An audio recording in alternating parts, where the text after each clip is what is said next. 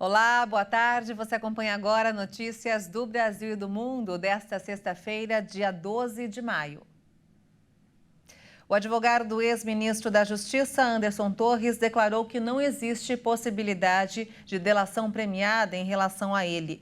O defensor Elmar Novak disse que Torres vai cooperar para os fatos e que desde sempre adotaram cooperação com a Justiça e colocaram à disposição da Justiça os sigilos bancários e telefônicos. Sobre as senhas que apresentaram inconsistência e que a Polícia Federal não conseguiu acessar, a defesa disse que o laudo da PF sigiloso apresentou falha técnica no e-mail, mas não esclareceu qual falha seria essa. E a Polícia Federal cumpriu um mandado de busca e apreensão na casa do ex-chefe de gabinete de documentação histórica da Presidência da República. Marcelo da Silva Vieira teve o celular apreendido. Marcelo era o responsável por catalogar os itens e fazer a seleção daquilo que seria incorporado ao patrimônio público brasileiro e o que seria do acervo pessoal do presidente. Vieira é investigado no inquérito que apura se o ex-presidente da República, Jair Bolsonaro, cometeu crimes de desvio e peculato no caso das joias que recebeu de presente da Arábia Saudita. A operação foi realizada na residência de Vieira, no Rio de Janeiro. A operação foi autorizada pelo Tribunal Regional Federal da Terceira Região. Segundo as investigações, na ocasião, na tentativa de reaver as joias, Marcelo assinou alguns ofícios, determinando que o primeiro pacote de joias sauditas deveria ser incorporado ao acervo presidencial. O advogado de Marcelo, Eduardo Kuntes, confirmou a operação e informou que a polícia quer investigar as conversas dele com o coronel Mauro Cid, que estaria à frente das tentativas do ex-presidente de reaver as joias, que foram retidas no aeroporto de Guarulhos. A operação foi autorizada a partir de um recurso do Ministério Público Federal e autorizada pelo desembargador Ali Maslaoum.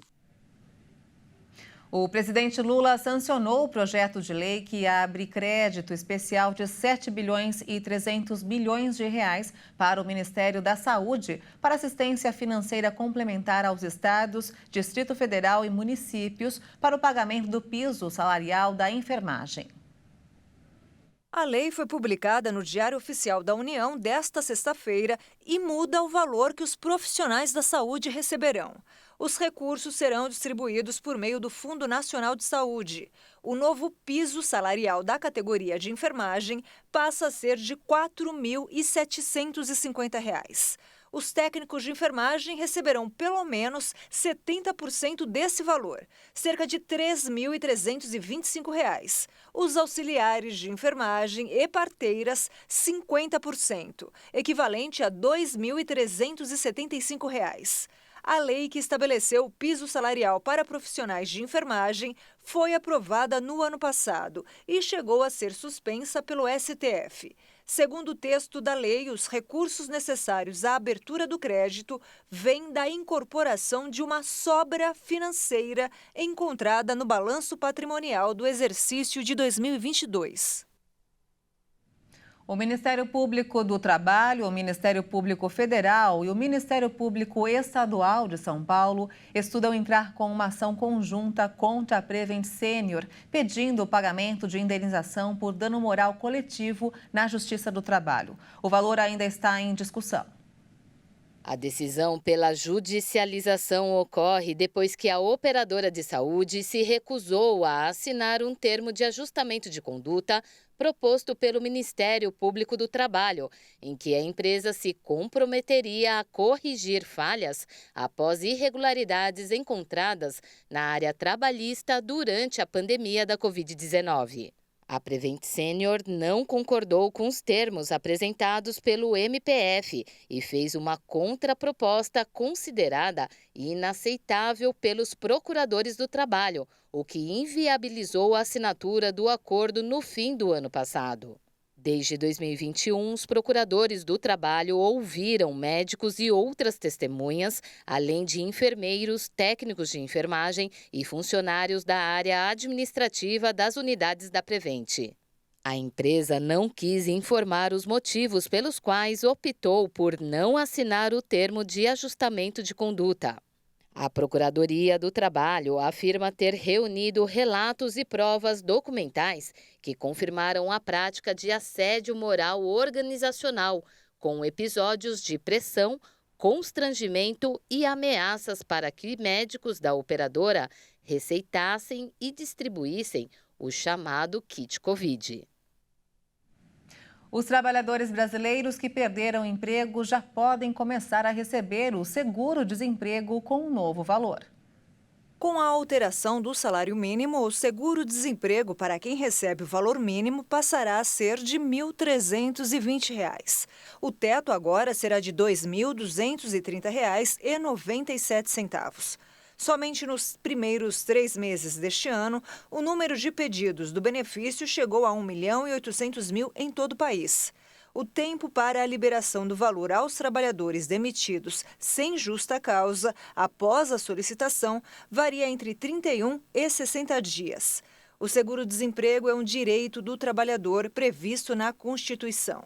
O benefício tem a função de amparar o trabalhador que é demitido sem justa causa. Quem trabalhou no mínimo 6 meses com carteira assinada e foi demitido tem direito a 3 parcelas. Aqueles que comprovarem de 12 a 23 meses de trabalho recebem 4 parcelas. Já os que trabalharam mais de 24 meses antes da demissão ganham 5 parcelas. E nos destaques internacionais, os governos de Rússia e Ucrânia apresentaram versões diferentes hoje sobre as campanhas militares em torno da cidade estratégica de Bakhmut. Na frente de batalha, uma polêmica foi lançada pelo chefe da milícia russa, que afirmou que o exército de Moscou está deixando o terreno e acusou o Ministério da Defesa de maquiar a situação. O Ministério da Defesa russo afirmou que repeliu 26 ataques ucranianos ao longo de 95 quilômetros da frente oriental, em meio a especulações de que uma contraofensiva de Kiev teria começado. Bakhmut, conhecida entre os russos como Artyomovsk, se tornou um símbolo para Moscou e Kiev em meio à guerra. O governo ucraniano afirmou nesta sexta-feira ter retomado alguns trechos na localidade estratégica, o que a Rússia nega.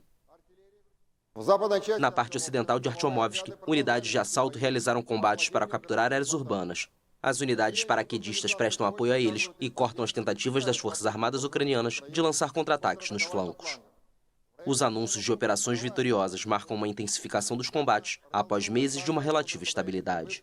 Mas o chefe da milícia russa Wagner, Yevgeny Prigozhin, que lidera o ataque a Bakhmut, lançou uma polêmica ao acusar o exército russo de fugir dos combates. As tentativas do Ministério da Defesa no campo da informação de maquiar a situação estão levando e levarão a uma tragédia global para a Rússia.